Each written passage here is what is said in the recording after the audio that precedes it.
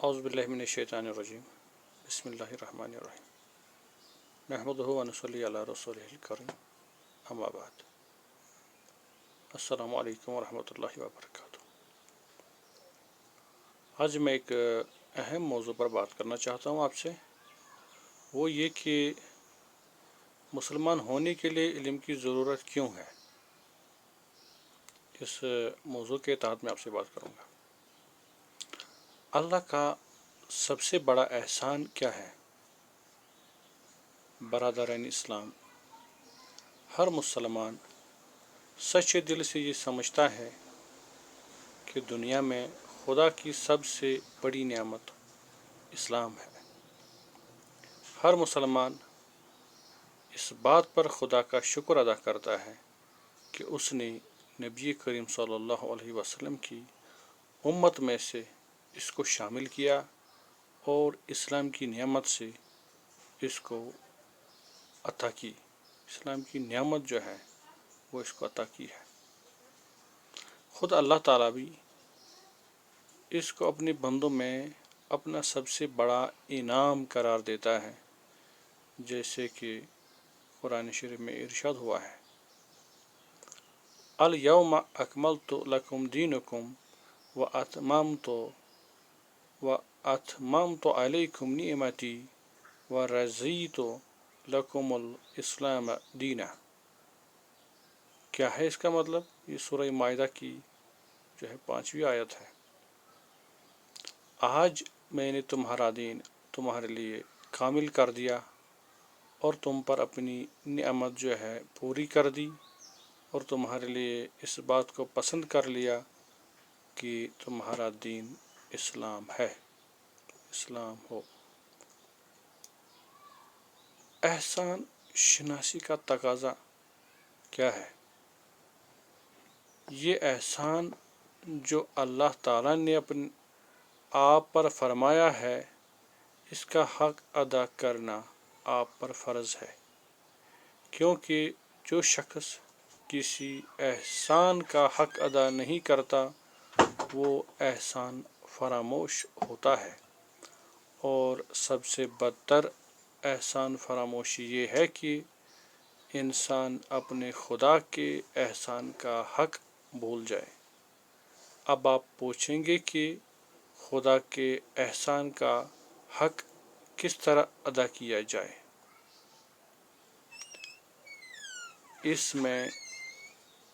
اس کے جواب میں کہوں گا کہ جب خدا نے آپ کو امتی محمدیہ صلی اللہ علیہ وسلم میں شامل کیا ہے تو اس احسان کا صحیح شکر یہ ہے کہ آپ محمد صلی اللہ علیہ وسلم کے پورے پیرو بنے۔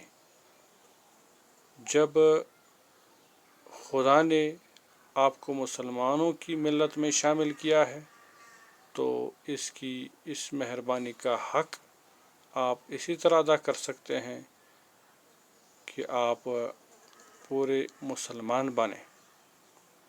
اس کے سوا خدا کے اس احسان عظیم کا حق آپ اور کسی طرح ادا نہیں کر سکتے، اور یہ حق اگر آپ نے ادا نہ کیا تو جتنا بڑا خدا کا احسان ہے اتنا ہی بڑا اس کی احسان فراموشی کا وبال بھی ہوگا۔ خدا ہم سب کو اس وبال سے بچائے، آمین۔ مسلمان بننے کے لیے پہلا قدم کیا ہے؟ اس کے بعد آپ دوسرا سوال یہ کریں گے کہ آدمی پورا مسلمان کس طرح بن سکتا ہے؟ اس کا جواب بہت تفصیل چاہتا ہے، اور آئندہ جمعہ کے خطبے میں اس کا ایک جزو آپ کے سامنے پوری تشریح کے ساتھ بیان کیا جائے گا۔ لیکن آج کے خطبے میں آپ کے سامنے وہ چیز بیان کرتا ہوں جو مسلمان بننے کے لیے سب سے مقدم ہے، جس کو اس راستے کا سب سے پہلا قدم سمجھنا چاہیے۔ کیا مسلمان नस्ल का नाम है। ज़रा दिमाग पर ज़ोर डालकर सोचिए कि आप मुसलमान का लफ्ज़ जो बोलते हैं इसका मतलब क्या है। क्या इंसान माँ के पेट से इस्लाम के साथ लेकर आता है? क्या एक शख्स सिर्फ इस बिना पर मुसलमान होता है कि वो मुसलमान का बेटा और मुसलमान का पोता है? क्या मुसलमान भी इसी तरह मुसलमान पैदा होता है जिस तरह एक ब्राह्मण का बच्चा ब्राह्मण पैदा होता है, एक राजपूत का बेटा राजपूत और एक शूद्र का लड़का शूद्र? क्या मुसलमान किसी नस्ल या ज़ात बरादरी का नाम है कि जिस तरह एक अंग्रेज़ किसी अंग्रेज़ के घर पैदा होने की वजह से अंग्रेज़ होता है और एक जाट कौम में पैदा होने की वजह से जाट पैदा होता है? इसी तरह एक मुसलमान सिर्फ इस वजह से मुसलमान हो कि वो मुसलमान नामी कौम में पैदा हुआ है?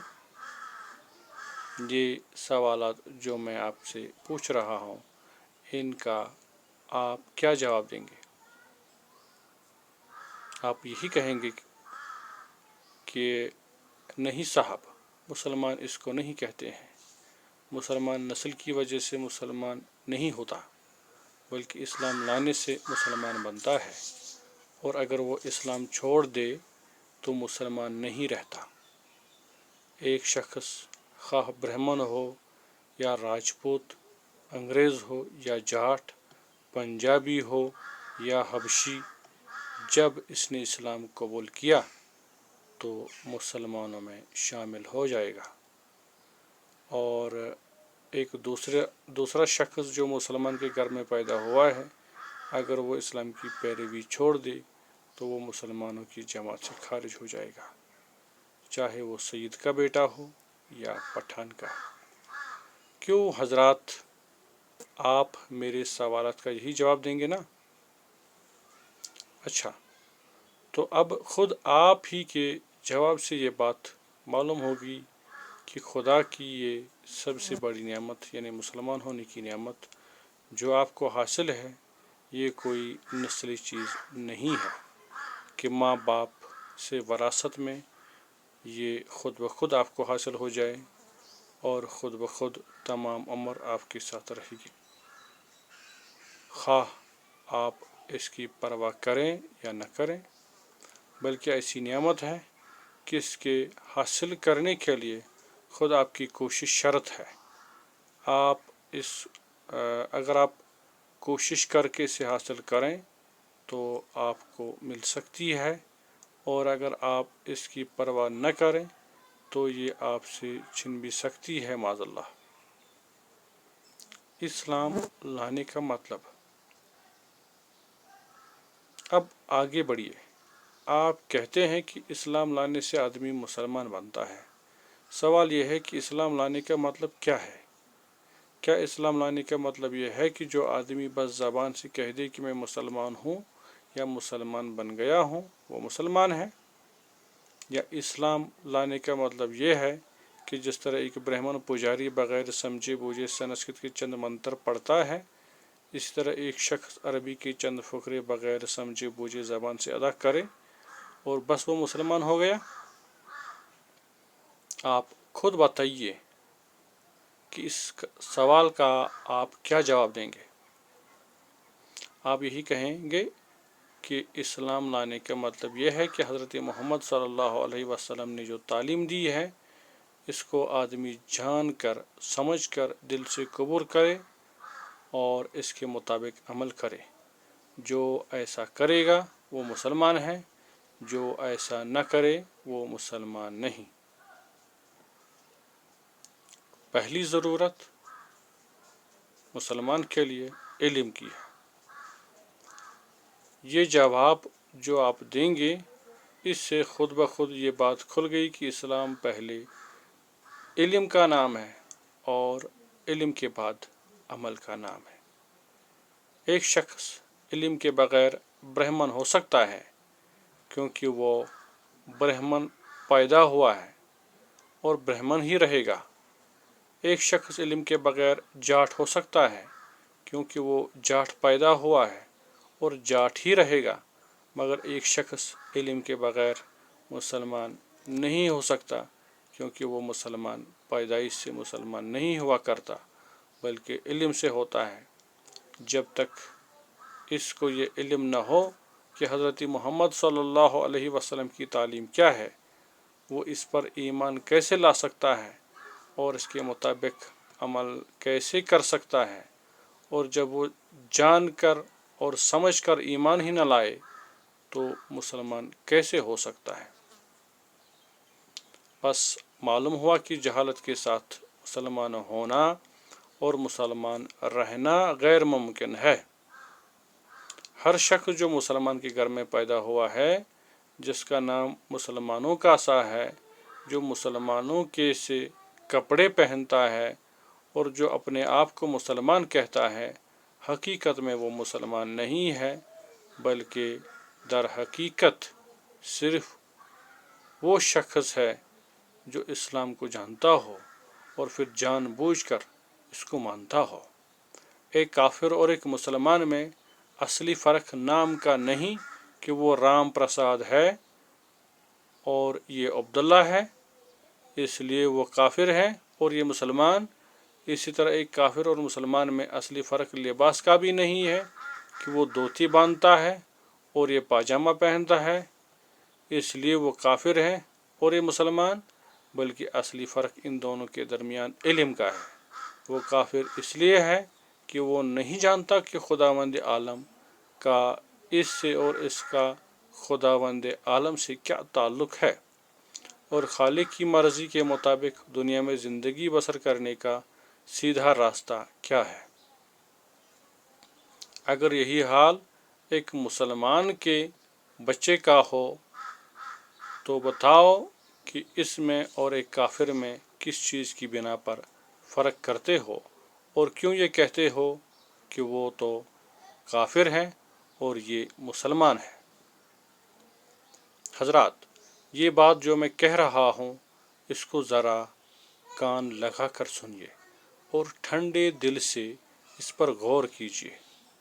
آپ کو خود اچھی طرح سمجھ لینا چاہیے کہ خدا کی یہ سب سے بڑی نعمت جس پر آپ شکر اور احسان مندی کا اظہار کرتے ہیں، اس کا حاصل ہونا اور حاصل نہ ہونا دونوں باتیں علم پر موقوف ہیں۔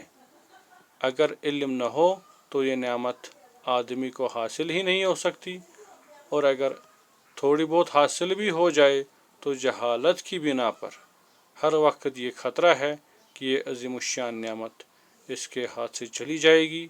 محض نادانی کی بنا پر وہ اپنے نزدیک یہ سمجھتا رہے گا کہ میں ابھی تک مسلمان ہوں، حالانکہ در حقیقت وہ مسلمان نہ ہوگا۔